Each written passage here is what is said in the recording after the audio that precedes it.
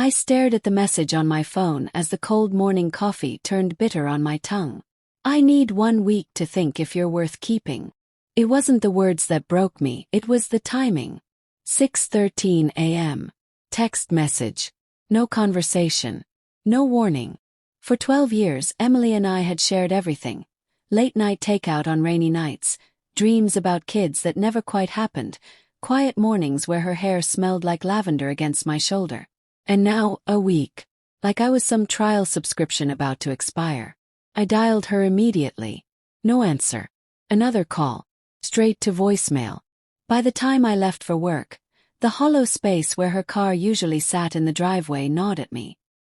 The cracks beneath the surface. It wasn't like we'd been fighting. Not really.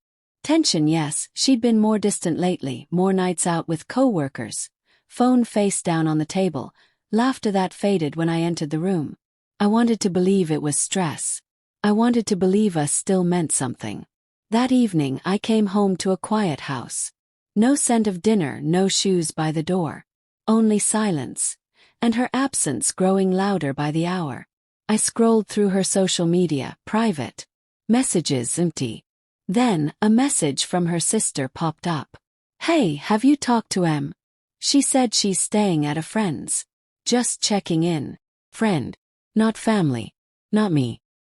The message that shattered me. By day 2, my heart wasn't just aching, it was alert. Something was wrong. I took the day off, drove by her office at lunch. Her car wasn't there. At 9:45 p.m., I finally got a text. "Don't wait up. I'm figuring things out." I stared at those words like they were a foreign language. Figuring what out? So I made a choice I never thought I would. I opened our joint cloud account.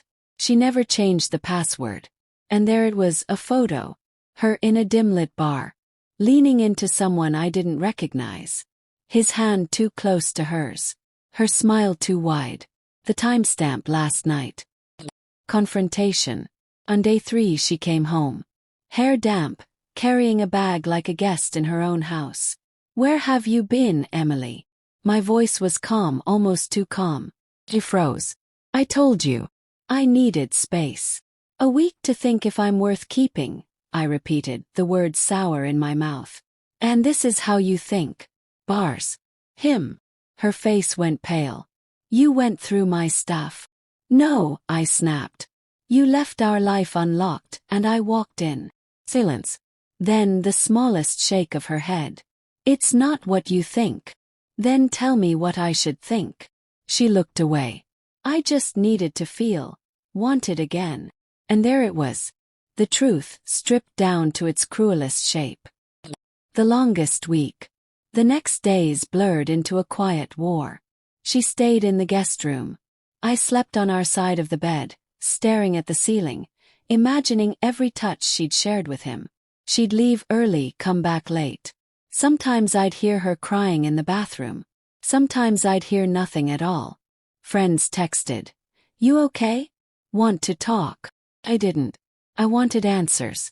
I wanted the version of her who used to kiss my forehead when I fell asleep on the couch.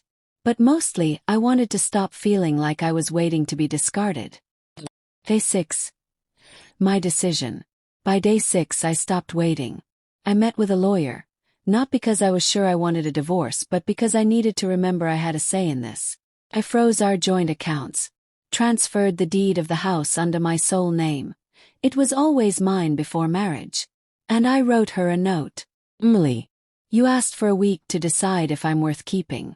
I took a week to decide if this is worth saving. Tomorrow I'll have my answer." Day 7. Her realization. She came home earlier than usual that evening, eyes swollen, phone clutched in her hand. "Can we talk?" she asked softly. I nodded but said nothing. She sat across from me at the kitchen table, the same table where we once planned our honeymoon, where we argued over paint colors, where I thought forever began. "I made a mistake," she whispered. "I thought I needed something else, someone else. But it was a distraction. I was stupid. He doesn't matter." I stared at her. "And I do." Her eyes filled. "Yes, more than I realized." Panic. I thought I was missing something in my life, but it wasn't you, it was me. My fear. My restlessness. I let her words hang between us. 'Cause they sounded real. And they also sounded late. The twist she didn't see coming. I already made my decision, I said finally. She looked up, hope flickering. And I'm worth more than this. Her mouth parted. So, divorce. I shook my head slowly. No. Freedom. I slid the signed separation agreement across the table. You don't get to decide if I'm worth keeping. I decide if you deserve to stay. And you don't. Tears rolled down her face. Please don't do this. I was wrong. I'll cut him off. I'll do anything. But I stood. For the first time in weeks, my chest felt lighter. I needed you to fight for me before you tasted someone else's attention. Not after.